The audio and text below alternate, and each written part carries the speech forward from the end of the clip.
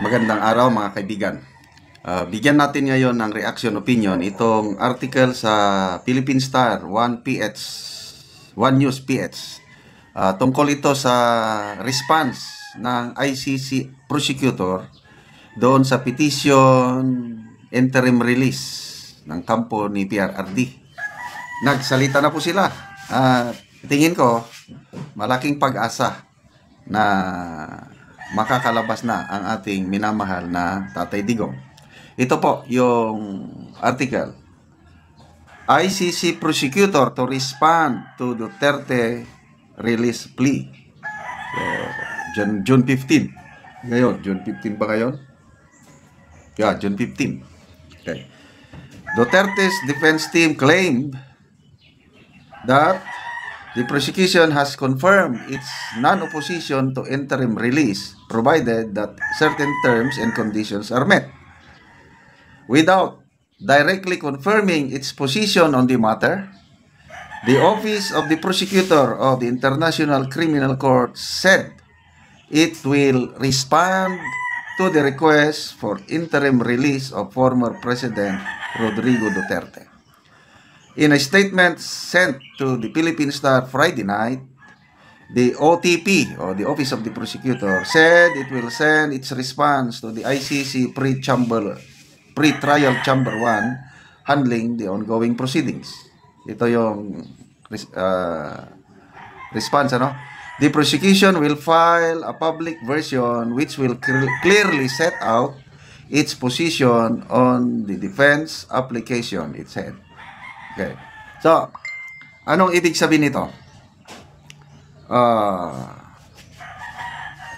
Si Atty. Kaufman, matagal ng abogado yan, hindi naman niya basta-basta mag-release ng statement na hindi mag-o-oppose ang position, hindi mag-oppose ang prosecution kung wala siyang clear ground to say that. Magaling na abogado ito kasi pag ang official response ng prosecution is we oppose, ayaw namin, malaking kahihiyan kay Atty. Kaufman. But the fact na nagsabi siya na hindi ko kontra ang prosecution, to me, ang opinion ko dyan is sureball na ito. Kasi, kung ako yung prosecutor, walang usapan tungkol dyan, tapos may publish na hindi kami mag-oppose, pwede kong sabihin na there's no such thing like that. Pwedeng right away, i-deny. Kaya lang, wala lang, tahimik lang, which is the correct answer, para hindi naman ma-preempt yung kanilang posisyon. So, yung silence nila tungkol sa non-opposition, to me, akin lang ito, opinion ko lang, silence means yes. So, it's just a matter of time. Mag-response ang prosecutor, public, malalaman natin. So, ilang days from now, palagay ko, hindi na magtatagal. Baka this week o next week, malalaman natin in public yung official lista ng Office of the Prosecutor, which is very critical. Dalawa ang very critical na factor para magkaroon ng interim release. Yung host country, yung availability, yung willingness ng host country na magtanggap, mag-cooperate.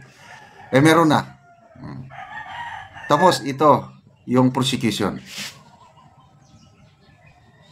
Let's pray na tama yung statement na inihayag ni Atty. Kaufman na hindi po kukontra ang prosecution. Ang kukontra sigurado yung victims, yung mga abogado nila din dito sa Pilipinas. Yun na, sila ngayon ang nag-iingay. Nakakatawa si Atty. Cristina Conte dahil ang unang reaksyon niya na para akong binuhusan ng malamig na tubig. Ibig sabihin, alam nila medyo malaki ang pag-asa na mabigyan ng interim release si PRRD. Kaya binuhusan ang malamig na tubig. Tapos, ito ang kanilang argument na yung pag-release daw kay PRRD will pose a danger to the victims and their families. Yun ang kanilang narrative ngayon. Delikado ang seguridad ng mga biktima. Paano magiging delikado nga? Una, hindi man dito sa Pilipinas uuwi si PRRD. Maraming nagtatanong, bakit hindi sa Pilipinas uwi?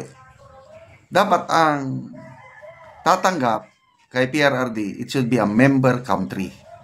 Ang Pilipinas, hindi na po tayong member. Kaya hindi na siya pwedeng, hindi pwede ang Pilipinas natanggapin yung interim release ni PRRD.